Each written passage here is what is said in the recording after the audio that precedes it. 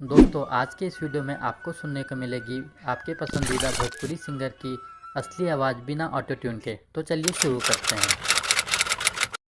तुहरे दोहाई बाटे तारा चंडी माई बड़ा भागे जोगे सुघरे गो बेटा भइल बा सुना गोदिया में हमारो करेजा धइल बा हरे हियारावा ना भेजे नई हरावा सखी मोर भातार फुनवे परोवत बड़ुए मिले खाती नैहर के यार फुनवे परोवत बड़ुए हरे हियारावा ना भेजे नई हरावा सखी मोर भातार फुनवे परोवत बड़ुए मिले खाती नैहर के यार फुनवे परोवत बड़ुए। अरे के कर खाती करबू भाऊजी अब की के पारब भैया यार बगैले ना हो भैया यार बगैले ना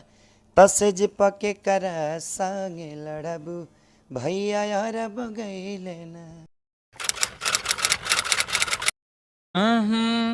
अरे फुलवा में बेली फुलवा औरी चमेली फुलवा तोहरा से राखेला लगाओ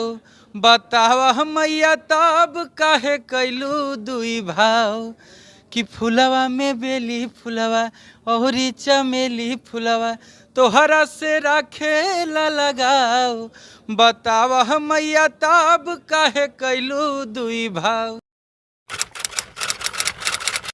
अरे बार बार का पूछेलू काका पियावा कोइले बा मुंह देखाई में हमके सोना के टिकवा दे ले बा एक बेर दू बेर तीन बेर चार बेर पाँच बेर चूमा ले ले कि राते धक धक धर के लाजियावा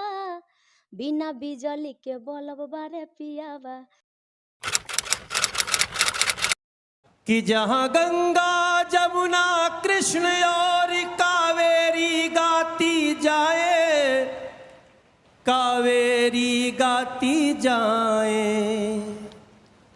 जहाँ उत्तर दक्षिण पूरब पश्चिम तक अमृत बरसाए हो अमृत बरसाए जहाँ राग रंग और उत्सव का नित नित लगता है फेरा वो भारत देश है मेरा वो भारत देश है मेरा। गाँव टोला कस्बा हिल हिलू गली गली देखते तो के लोगवन में मचे खलबली कि गाँव टोला कस्बा हिल हिलू गली गली देखते तो के लोगवन में मचे खलबली कि भइल बवाल हो बंगाल आगरा कैले बा कमाल हाँ हाँ हाँ हाँ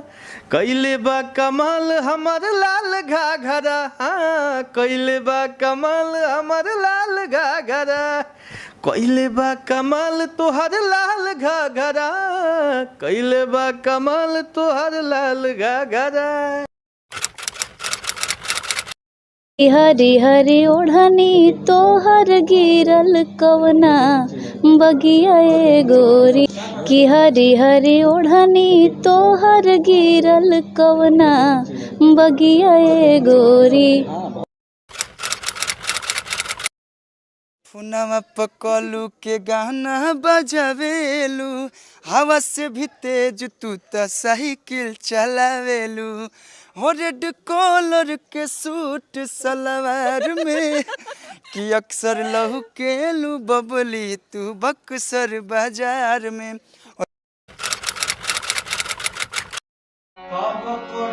में हमरा रावत रावली छानु भजुदारी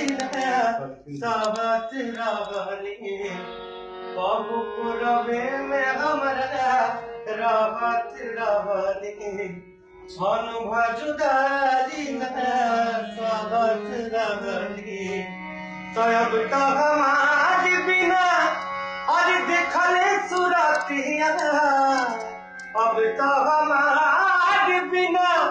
देखले सुरतिया होई जाता कहीं से बिहान हो जाए चंदा ले अब खबरिया जाए चंदा ले अब खबरिया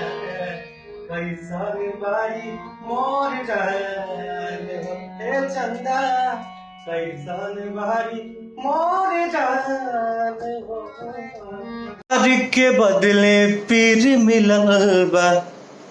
चाहत में दिल टूटल बा बचल उमरिया बीती कहीं से साथ सनम से छूटल केहू हमके बता देगे जी है बतिया रे केहू हमके बता देगे जी है बतिया रे कौना जगह लिखा ले किस मतिया रे कौना जगह लिखा ले किस मतिया रे।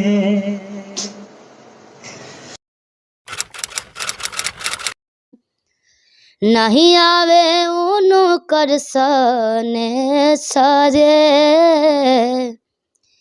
हमरो के ओही देशे ले चल तूरे लिया रे पियावा बस ले जवना देश रे। बिना सहबतिया के रह न सकेला हमरा के झूठ हूँ तू झांसा में रखेला जिंदे में ये दिन देखे के परताटे एकरा से नीक चली जैती दक्षिण घाटे हर एक बार दिल के सुकून कई द ए राजा जी एगो पून कई द अपने ही हाथे हमार खून कई द।